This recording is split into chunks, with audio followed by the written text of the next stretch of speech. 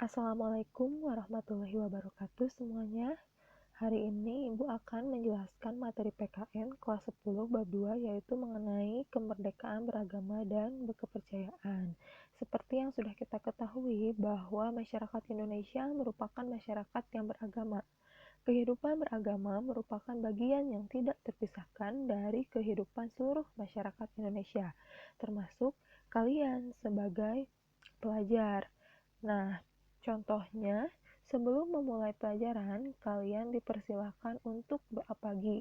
Begitupun ketika berada di lingkungan keluarga atau masyarakat. Kalian dapat melakukan berbagai kegiatan keagamaan dengan nyaman, aman, dan tertib. Ya, seperti itu. Baik, kita lanjut. Nah, di sini ada gambar ya. Apa yang kalian pikirkan setelah melihat gambar di bawah ini? Coba ya. Di sini Ibu menampilkan gambar orang-orang yang sedang melaksanakan ibadah sesuai dengan agama atau keyakinan yang mereka anut ya. Nah, tentu kalian dapat menyimpulkan dari gambar tersebut bahwa setiap orang di negara Indonesia ini dapat melakukan berbagai macam aktivitas keagamaan sebagai wujud dari adanya kemerdekaan beragama dan berkepercayaan. Nah, sebenarnya kemerdekaan beragama dan berkepercayaan itu apa sih? Nah, kemerdekaan beragama dan berkepercayaan itu mengandung makna bahwa setiap manusia bebas memilih melaksanakan ajaran agama menurut keyakinan dan kepercayaannya.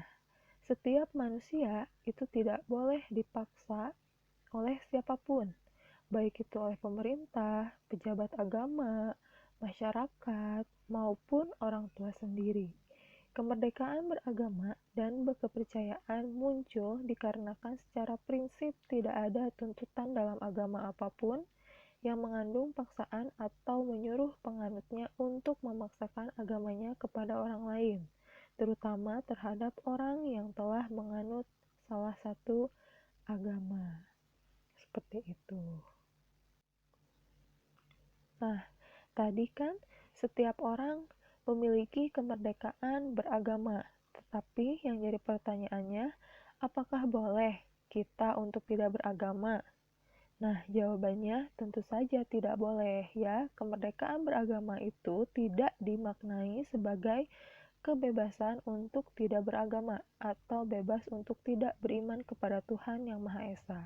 Kemerdekaan beragama bukan pula dimaknai sebagai kebebasan untuk menarik orang yang telah beragama atau mengubah agama yang telah dianut seseorang. Selain itu, kemerdekaan beragama juga tidak diartikan sebagai kebebasan untuk beribadah yang tidak sesuai dengan tuntutan dan ajaran agama masing-masing. Nah, jadi ya, apakah kita boleh untuk tidak beragama? Jawabannya itu tidak ya. Jadi tidak boleh tidak punya agama di negara Indonesia ini ya.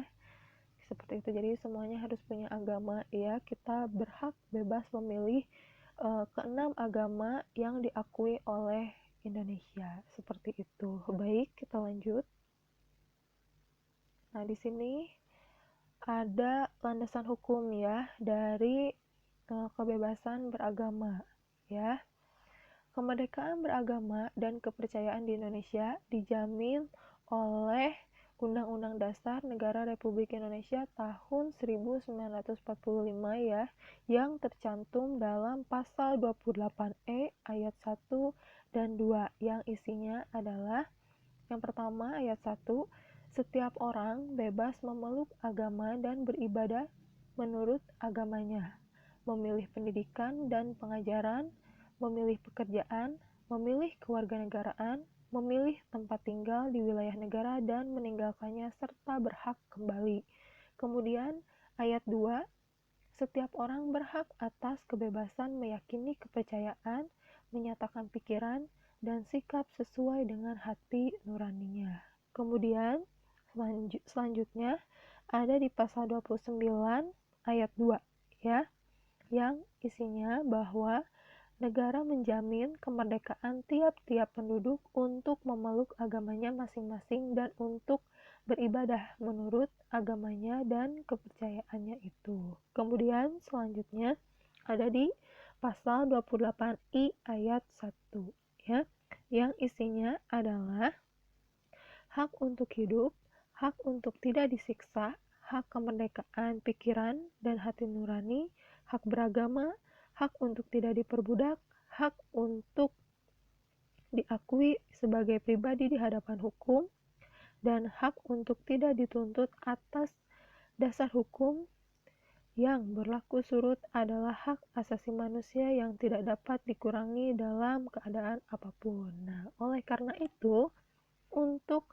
mewujudkan ketentuan tersebut diperlukan hal-hal sebagai berikutnya. Yang pertama itu adanya pengakuan yang sama oleh pemerintah terhadap agama-agama yang dipeluk oleh warga negara.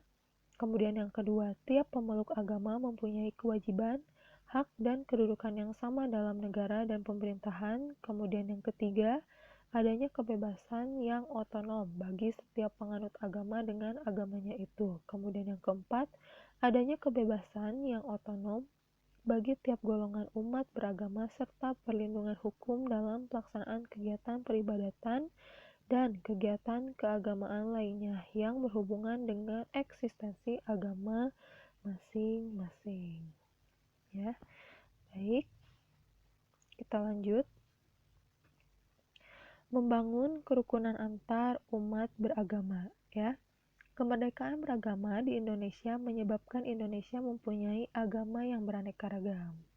Ya, mungkin saja ya di lingkungan rumah kalian atau tetangga kalian mempunyai tetangga yang tidak seagama dengan kalian. Nah, hal itu merupakan sesuatu yang wajar karena keberagaman agama yang dianut oleh bangsa Indonesia itu tidak boleh dijadikan hambatan untuk memperkokoh persatuan dan kesatuan bangsa.